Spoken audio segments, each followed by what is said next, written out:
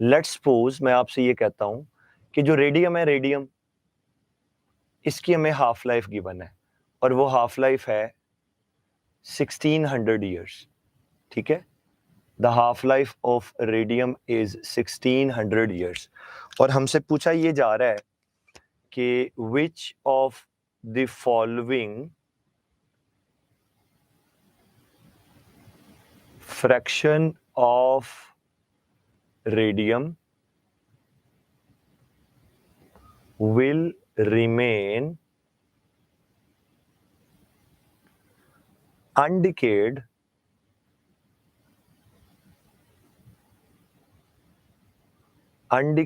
after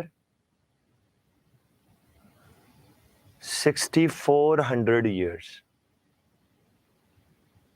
और मैं इसके आपको ऑप्शंस भी शेयर करता हूं ताकि आपको एक प्रॉपर आइडिया हो कि क्या पूछा जा रहा है और क्या बात की जा रही है। देखें जी, ऑप्शंस ये हैं, let's say alpha 1/16, beta 15/16, Charlie 1/8, delta 1/4। अब सबसे पहले ये आइडेंटिफाई करना होता है कि पूछा क्या जा रहा है।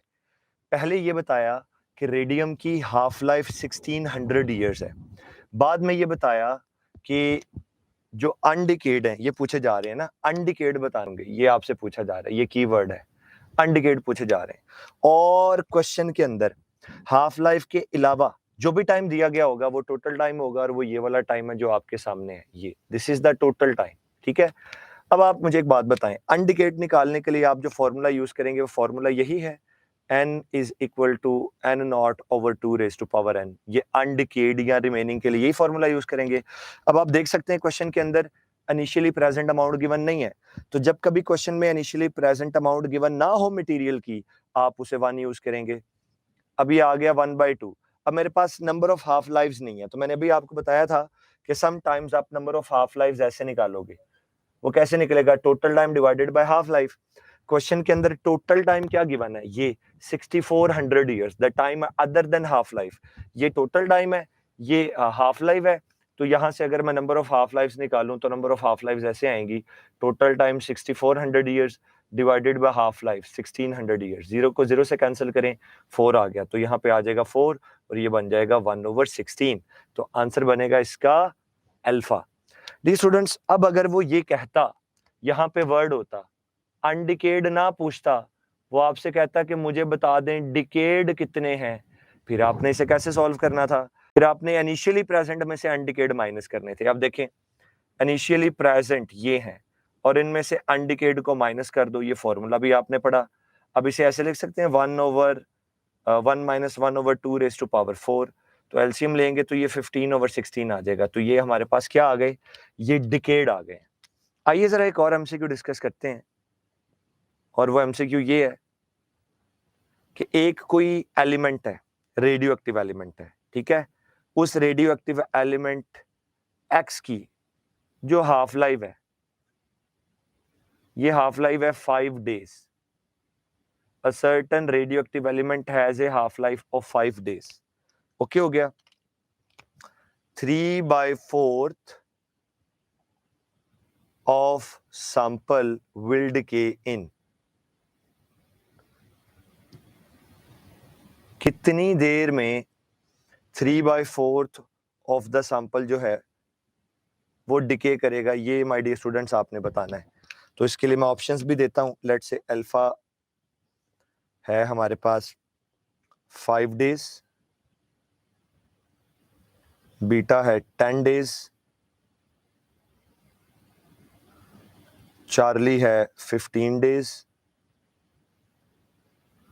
और जो डेल्टा है ये है जी 20 डेज। अब सबसे पहले बच्चों को ये समझाना होता है कि वो पूछ क्या रहा है।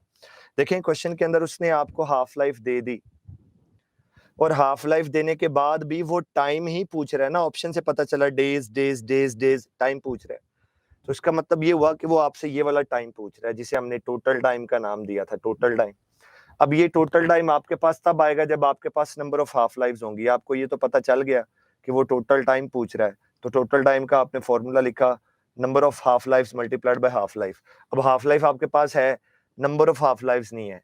याद रखिए, जब कभी आपको फ्रैक्शन दी होगी, फ्रैक्शन की डिनोमिनेटर को देख के आप बगैर सॉल्व किए नंबर ऑफ हाफ लाइफ बता देते हैं।